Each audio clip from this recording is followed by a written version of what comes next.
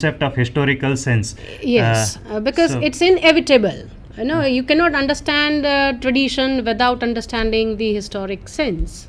okay, I remember that in the essay, Eliot says that historical sense is something that is not pastness of past, but its presence also. Will you Yes. please explain it in brief?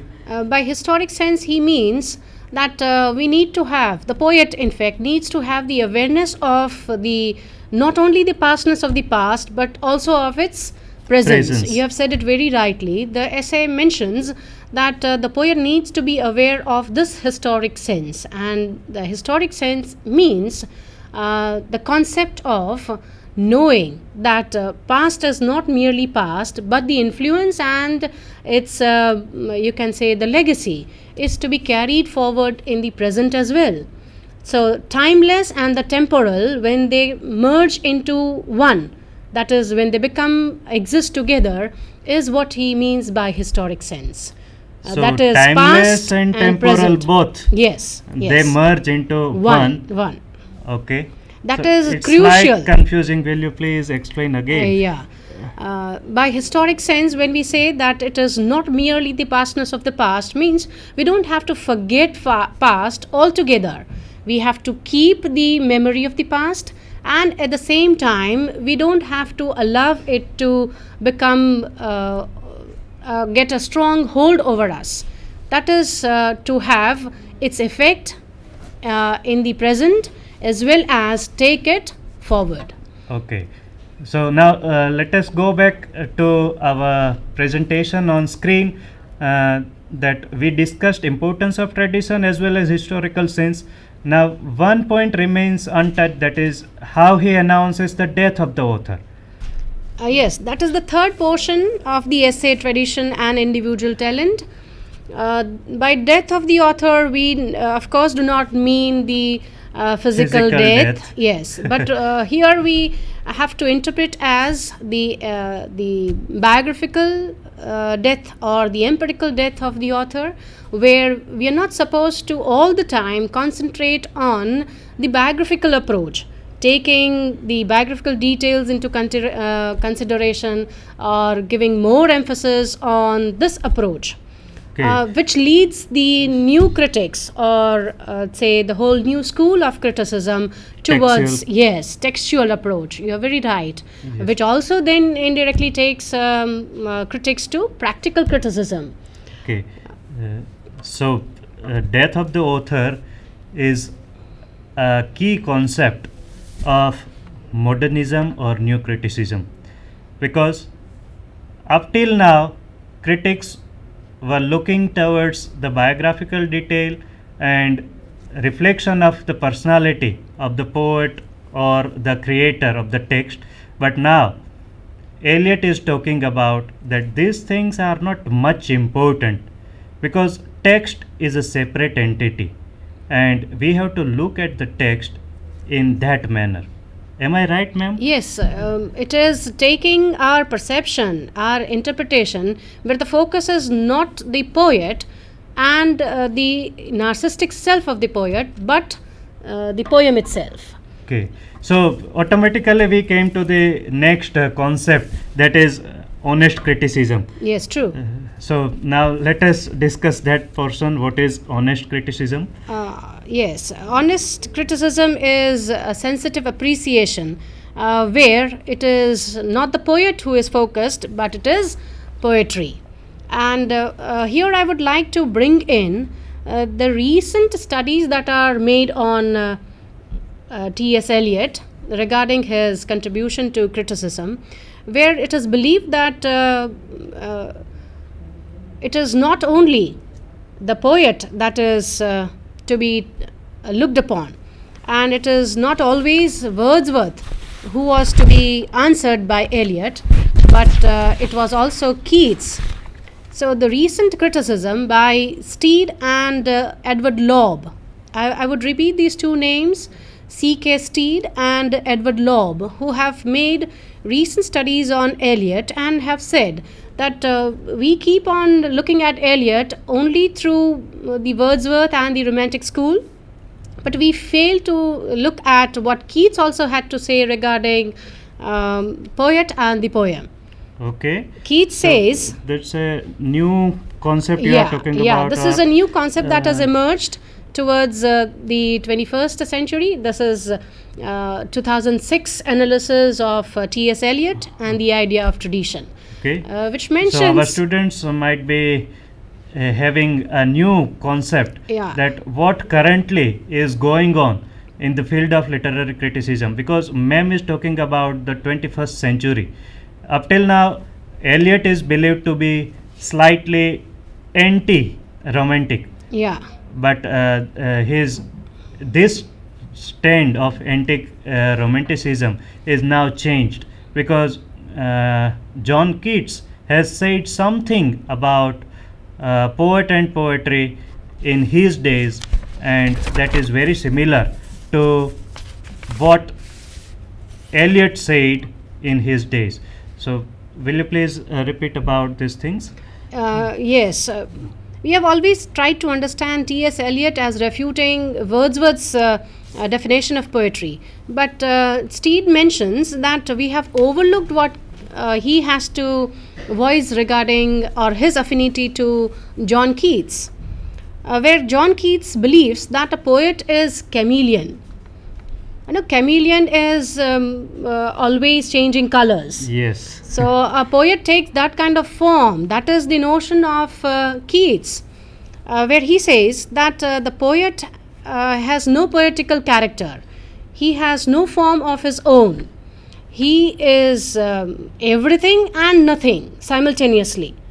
So it is what I think even Eliot said when he says that you have to be in the past, at the same time you had to be in the present. Very much grounded in the yes, present. Both the things coincide together.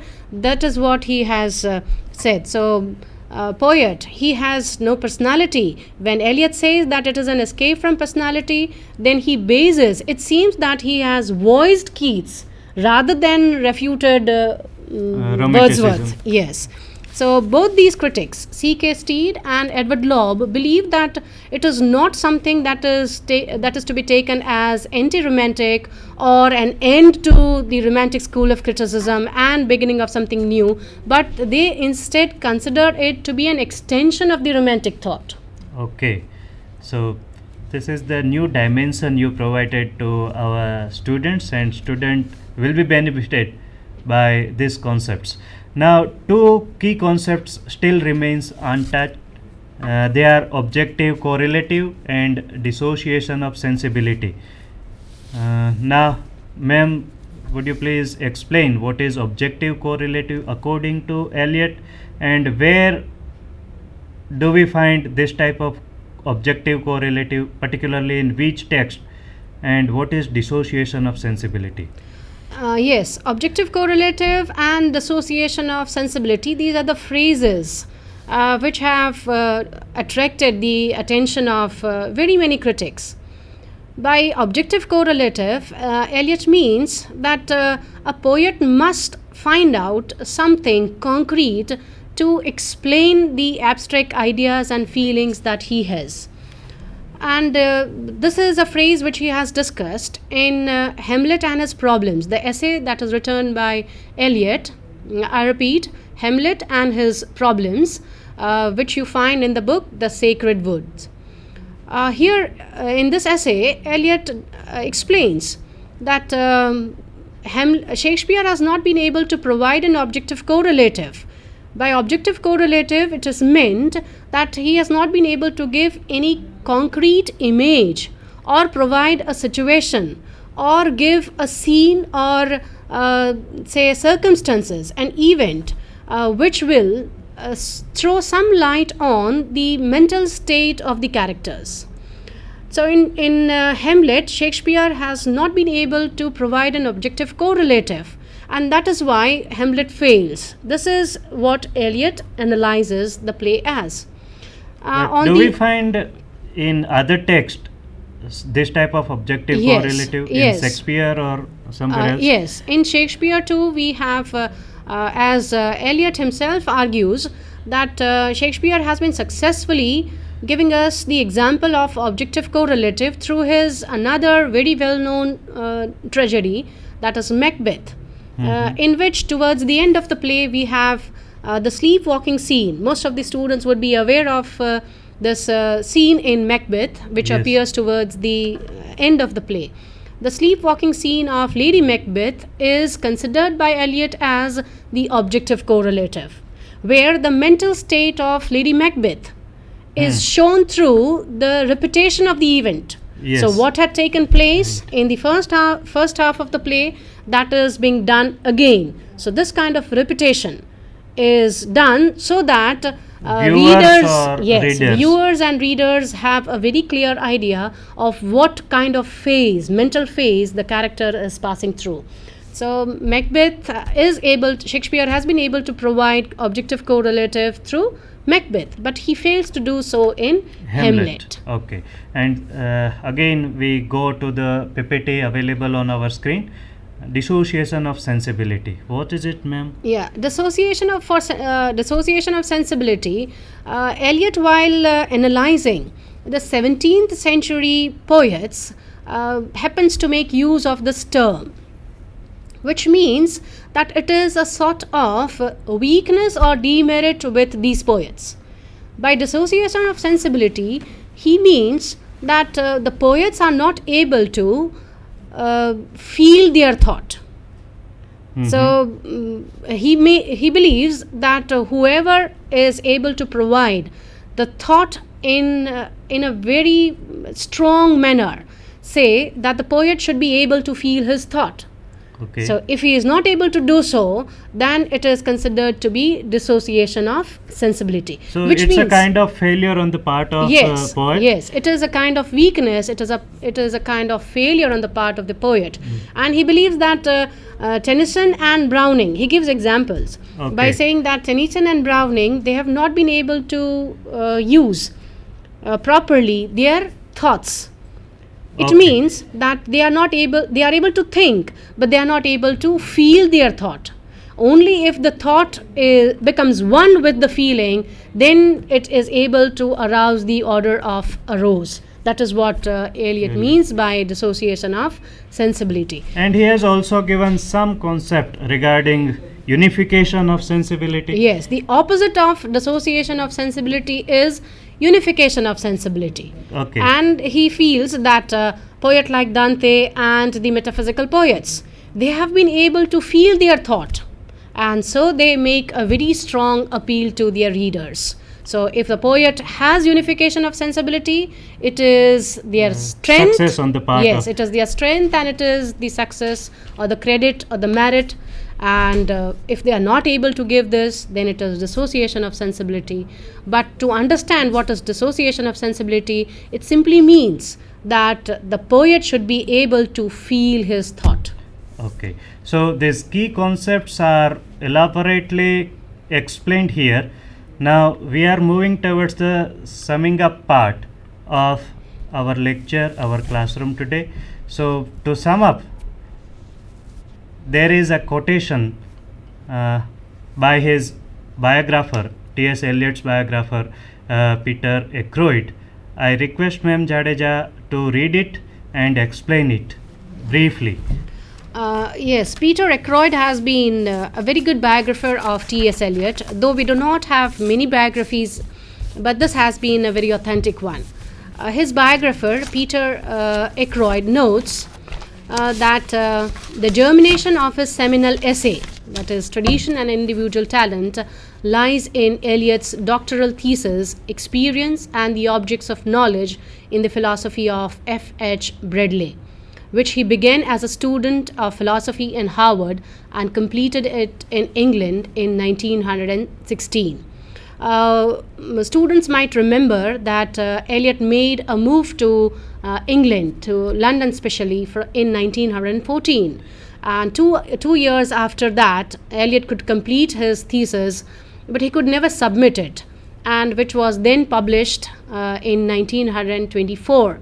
But this biography by Ackroyd mentions that he had done a very, very rigorous research on F.H. Bradley and his philosophy, which is all based on knowledge and truth, knowledge and experience. And through knowledge and experience, how could one reach to truth?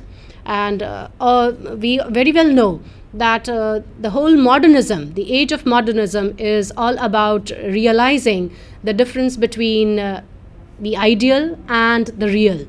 And the crux of his thesis, Eliot's thesis, was that experience leads us to partial truth and fragmented truth. This is the basis of his thesis, and perhaps this explains, I repeat, the objective or the basis of his thesis, that experience, the lived truth, that is the experience, is a partial and fragmented truth.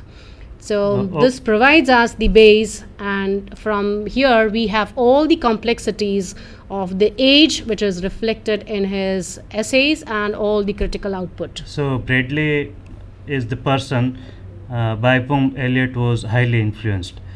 So we are on the verge of our end. Before we conclude this session, I express sincere gratitude to dear students, and I wish them all the best for their lessons in literary criticism. I also express my gratitude towards Dr. Jadeja. I am thankful to her. Thank you. Before we end this session, I would like to give you some information on which our presentation is based. So look at the things, which are the books we have made use of to make this presentation. It is on your screen.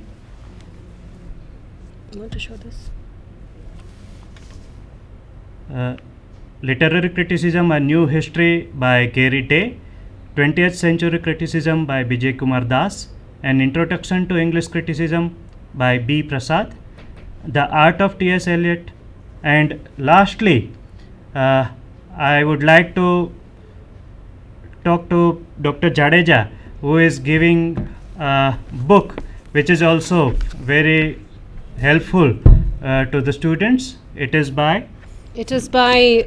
editor is Patricia Vogue, and the title is Literary Theory and Criticism, an Oxford Guide. This is the most recent study. This comprises of the most recent study on T.S. Eliot. So on our screen